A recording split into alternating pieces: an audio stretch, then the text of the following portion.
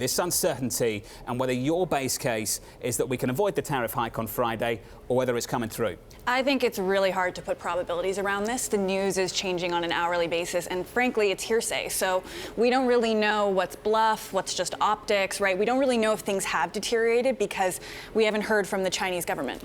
Michael?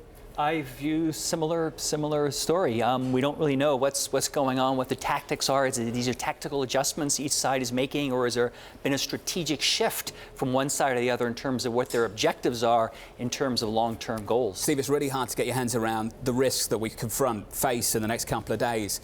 The base case and a working assumption of so many people I still speak to, though, is that we get a favourable outcome. How difficult is it to actually come to that conclusion?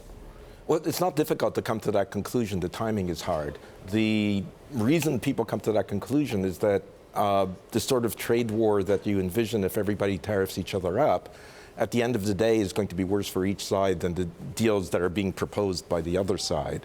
So both sides have an incentive to agree. The issue is the timing and whether politically, both in China and in the U.S., they can get to a deal easily, or they have to show the hardliners that, you know, they really fought as hard as they could, and the compromise that they arrive at is the best compromise. Well, at the moment, it's a bit of a blame game. Here's the President of the United States addressing the trade negotiations at a rally in Florida. By the way, you see the tariffs we're doing? Because they broke the deal. They broke the deal. So they're flying in. The Vice Premier tomorrow is flying in. Good man. But they broke the deal. Joining us now, Kevin Cirilli, Bloomberg Chief Washington Correspondent. Kevin, great to catch up with you. He joins us from Washington. They broke the deal. They land a little bit later this afternoon. The blame game has already taken place. We are literally going to have several hours for the Chinese to convince the United States not to follow through on tariffs on Friday. How likely is that?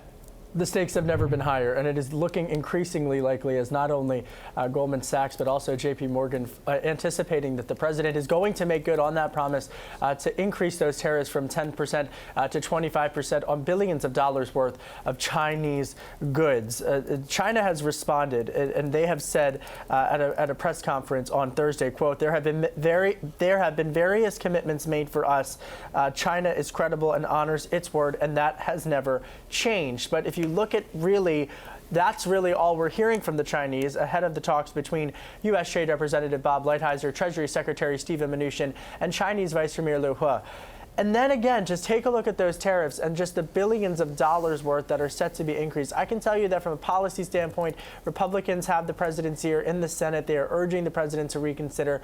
This is also starting to trickle out onto the political front. The president the other day tweeting that he would be tougher on China trade talks than former Vice President Joe Biden. Getting more and more colour on this, Kevin, as the days progress. This from the Wall Street Journal in the last 24 hours. They say the following: the new hard line taken by China in trade talks, surprising the White House and threatening to derail negotiations, came after Beijing interpreted recent statements and actions by President Trump as a sign the US was ready to make concessions. This all according to people familiar with the thinking of the Chinese side. Kevin, a bizarre story the more you read it. Essentially, the takeaway being that the Chinese saw the president going after the Fed, took that as a sign of weakness and thought that maybe they could get some more concessions from the US side in the trade deal. I'm just wondering how much the Chinese side have miscalculated this administration. Grossly miscalculated.